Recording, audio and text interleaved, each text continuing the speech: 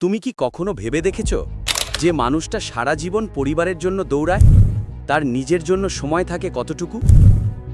প্রতিদিন সূর্য ওঠার আগেই তার লড়াই শুরু হয়। কারো বিস্ময় নয়, কারো করতালি নয়, শুধু দায়িত্ব আর দায়িত্ব। যে মানুষটা নিজের পছন্দের জিনিসটা তাকিয়ে দেখে কিন্তু কেনে না, কারণ সে জানে বাড়িতে হয়তো কারোর জন্য সেই টাকাটা বেশি দরকার। হয়তো ছোট ভাইয়ের লেখাপড়া, হয়তো বোনের একটা নতুন ওড়না, হয়তো বাবার ওষুধ, হয়তো মায়ের পুরনো চশমা। নিজের চাওয়াগুলো সে প্রথমেই কেটে ফেলে। অভাব তার পকেট খালি করে, কিন্তু তার মন ওটা আরও দৃঢ় হয়, কারণ সে জানে আমার কষ্ট একদিন আমার পরিবারের সুখে পরিণত হবে। কিন্তু রাতের বেলা যখন সবাই ঘুমিয়ে পড়ে, তখন সে টেবিলের সামনে বসে নীরবে ভাবে, আমি কি সত্যিই পারবো? এই প্রশ্নটা প্রতিদিন তাকে কষ্ট দেয়, কিন্তু হাল ছাড়তে শেখেনি সে। রোদে ঝড়ে অভাবে চাপে একটি পরিবারের জন্য সে ছুটে চলে।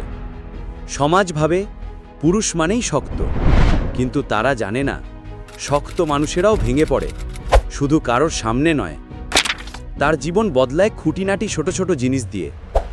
একদিন হঠাৎ একটা সুযোগ আসে, যা হয়তো অন্য কারো কাছে তুচ্ছ, কিন্তু তার জন্য একদম নতুন একটা দরজা। সেই দরজা দিয়ে ঢুকেই সে নিজের লড়াইটা শক্ত করে। ভোরের আগে উঠে আরও বেশি কাজ করে, ওই একটু সুযোগকে ধরতে চায় দুই হাতে।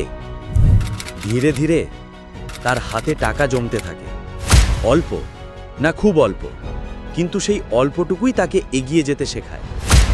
জীবন যখন তাকে হাসি দেখায়, সে তখনও বিশ্বাস করতে পারে না, কারণ কষ্ট তাকে শিখিয়েছে ভালো দিন আসলে তা আগলে ধরতে হয়। একদিন সে পরিবারের জন্য ছোট একটা উপহার নিয়ে বাড়ি ফেরে, খুব ছোট, কিন্তু তার কাছে পৃথিবীর দামি জিনিস। বাচ্চাদের চোখে ঝিলিকটা দেখে তার বুকটা ভরে যায়। মা বাবার মুখে শান্ত একটা হাসি, আর সে মনে মনে বলে, হ্যাঁ, এবার আমি পারছি, এবার আমি উঠতে শুরু করেছি। তার জীবনে অভাব ছিল, কিন্তু অভিমান ছিল না, অভিযোগ ছিল না। তার ছিল শুধু একটি প্রতিজ্ঞা, যে আমি পরিবারকে কখনো হতাশ হতে দেব না। আর সেদিনই সে বুঝল, সফলতা কোনো বড় ঘটনা নয়, সফলতা আসে ছোট ছোট লড়াইয়ে জিতে। আজ সে দাঁড়িয়ে আছে নিজের শক্তিতে। অভাব তাকে থামাতে পারেনি, বরং বানিয়েছে আরও শক্ত, আরও পরিণত, আরও সাহসী। এই মানুষটা তোমার পাশেই থাকে, হয়তো তোমার বাবা, তোমার ভাই, তোমার বন্ধু, বা হয়তো তুমি। মনে রেখো, অভাব কখনো শেষ কথা নয়, অভাব থেকেই শুরু হয় সবচেয়ে বড় যাত্রা।